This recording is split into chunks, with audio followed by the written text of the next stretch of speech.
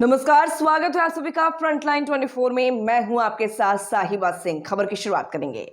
Mithilavadi party के पंडौल प्रखंड अध्यक्ष केशव कुमार सामाजिक कार्यकर्ता बिलाही पंचायत के पैक्स अध्यक्ष के दावेदार बने। बता दें आपको कि केशव कुमार सामाजिक कार्य में हमेशा हिस्सा लेते आए हैं। केशव विगत 7 साल से मिथिला स्टूडेंट यूनियन के सदस्य हैं। इन्होंने अपनी शुरुआत पंचायत स्तर से प्रखंड और जिला नेतृत्व की जिम्मेदारियों को निभाते हुए कार्य करते रहे हैं। केशव ने कहा कि मैं विगत कई सालों से सामाजिक छात्रों से जुड़ा हूं। हमने क्षेत्र और छात्र हित के लिए कई संघर्ष किए हैं। आगे भी हमारा संघर्ष निरंतर जारी रहेगा।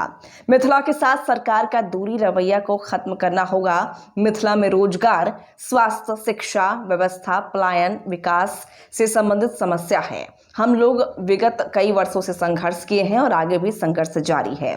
उन्होंने नाराजगी जताई है कि किसान की आम भूमिका होती है उनके साथ किसी तरह का राशन या सरकार द्वारा तय न्यूनतम समर्थन मूल्य पर किसानों को उपज की खरीदारी मिले, सरकार द्वारा सस्ता दर पर जोताई और कटाई बुआई में परेशानी न हो और अतिरिक्त शुल्क ना देना पड़े। उन्होंने कहा, अगर मैं इस बार चुनाव लड़ता हूं तो जनता ने मुझे जिताया तो आने वाले समय में हमारे पंचायत बिलाही में किसान की व्यवस्था कुछ इस प्रकार होगी। सस्ता दर पर बढ़िया बीज, समय पर सस्ता दर में खाद, खेती हेतु आवश्यकता पर कम ब्याज पर किसानों को ऋण, सरकार द्वारा तय न्यूनतम समर्थन मूल्य पर किसानों को उपज की खरीदारी, किसानों के फसल की बीमा, सरकार द्वारा सस्ता दर पर जोताई कटाई बुआई, पंचायत में भी किसान के लिए निःशुल्क आवेदन करने के लिए सीएसपी काउंटर का उद्घाटन करूंगा, जिससे किसान भाइयों को बाढ़, सुखाड़ या किसी प्रकार के आवेदन के लिए 100 से 200 नहीं देना पड़ेगा, परेशानी नहीं झेलना पड़ेगा। जो किसान लाचार है, चल नहीं पाते, जो माताएं अकेले घर में रहती हैं, उनका राशन लाने के लिए परेशानी नहीं झेलना पड़ेगा। मैं उनको खुद घर तक राशन पहुंचाने का काम करूंगा। आप अपना परिचय दीजिएगा। मेरा नाम केशव कुमार हुआ, बेलाई पंचायत के हम सदस्य हैं या ग्रामीण के तौर पे हैं। क्या आप इससे पहले भी चुनाव लड़े थे? देखिए, इस चुनाव जो है कोऑपरेटिव का पैक्स का, इसका चुनाव से कोई गतिविधियां नहीं है। गतिविधियां इसलिए नहीं कर सकते हैं क्योंकि किसान को हक के बारे में बतलाने के लिए बतलाना या किसान के जो भी समस्या उसके बारे में बतलाना, ये जो भी कोऑपरेटिव द्वारा प्रोवाइड किया जाता है वो सब बतलाना लीडरशिप का काम नहीं होता। लेकिन आप कह रहे हैं ठीक है, चुनाव इस बार हम पहली बार लड़ रहे हैं। आपके चुनाव जीतने से आपके क्षेत्र की जनता को क्या सुविधा मिलेगी? सर्वप्रथम हम अगर चुनाव लड़ते हैं, जीत रहे हैं, मान जीत जाएंगे चुनाव, सबसे पहले हम अपने पंचायत में सीएसपी काउंटर का परिचालन करेंगे, जिससे जो किसान कोई आवेदन करते हैं उसको 100-200 रुपये आवेदन लगता है। जैसे बाढ़ हो, सुखाड़ हो, उसके लिए आवेदन करते होंगे, उसके लिए 100-200 रुपये लगता है।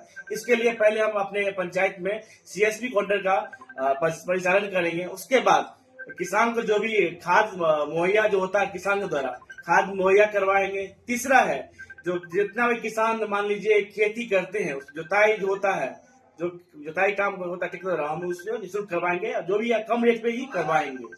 अपने क्षेत्र की जनता से आप क्या उम्मीद रखते हैं? जनता जाग चुकी है, जनता अब समझदार है, जनता को ठगने वाला काम अब नहीं चलेगा। पिछले 15 साल से जो आप काम कर रहे हैं वो अब नहीं होने वाला है। किसान अब समझदार हो चुका है, किसान अब जाग चुका है, अपना सब समझ रहा है पैक्स में क्या होता है। अब 5 किलो का राशन बांट देने से पैक्स का ये अध्यक्ष नहीं बन जाएगा, पैक्स के लिए काम करना पड़ेगा आपको। अगर आप चुनाव जीत जाएंगे तो क्या पहले से बेहतर काम करेंगे? बिल्कुल निश्चित। हमारी जनता अगर हम पे विश्वास करके वोट देगी और चुनाव अगर हम जीतते हैं, जाहिर बात है अपने पहले की तरह अनुकूल काम नहीं करना पड़ेगा, उससे हटके कुछ काम करना पड़ेगा। जैसे हमारे किसान जो ऋण लेते हैं, केसीसी से लोन लेते हैं, वो किसान 15 साल में जो लोन लिया है आज तक उनका माफ नहीं हुआ। अगर आप पैक्स अध्यक्ष पिछले 15 साल के हैं, आप आवेदन लिख के दीजिएगा कि मेरे पंचायत में जो भी इस बार सुखाड़ आ गया तो पैक्स उसका ऋण माफ होगा कि नहीं होगा। आप लिख के देवे नहीं कर रहे हैं, आप लिख के दीजिए, उसका वेरिफिकेशन होगा, ऋण माफ होगा। आज तक आपने ऋण माफ कराया कहाँ? आपने खाद बीज आज तक बांटा कहाँ? बस 5 किलो चावल बांट देने से पैक्स का गतिविधियां नहीं होती है। आपको जानना पड़ेगा पैक्स महोदय।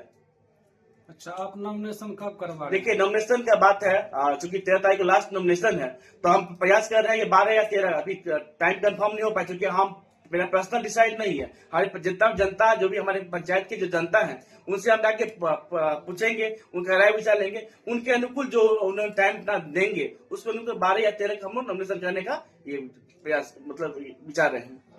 आपके क्षेत्र में क्या पहले कोई काम क्षेत्र की जनता को मिला या नहीं? देखिए, सब जनता देख रही है काम क्या मिला। काम तो कुछ मिला नहीं, बस 4 किलो 5 किलो चावल बांट देने से, 1 किलो बट्टा काट लेने। बट्टा क्या होता? 1 किलो बट्टा काट लेते हैं आप, बोलते ऊपर से ये आदेश है।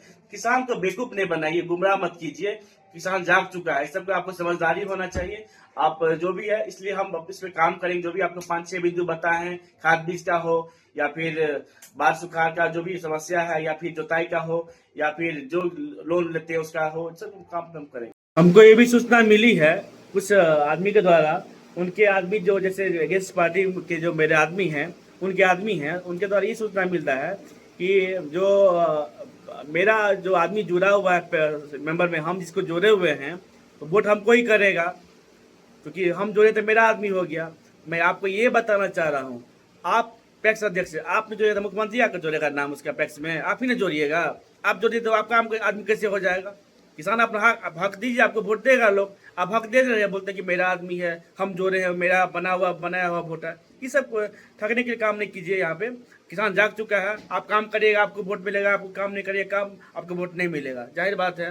ये सब मत बोलिए कि मेरा बनाया वोट है, ये फलना है, चिल्ला है। अरे कितना बार ठगिएगा जनता को आप? कितना बार गुमराह कीजिएगा? गुमराह मत कीजिए, जनता जाग चुका है।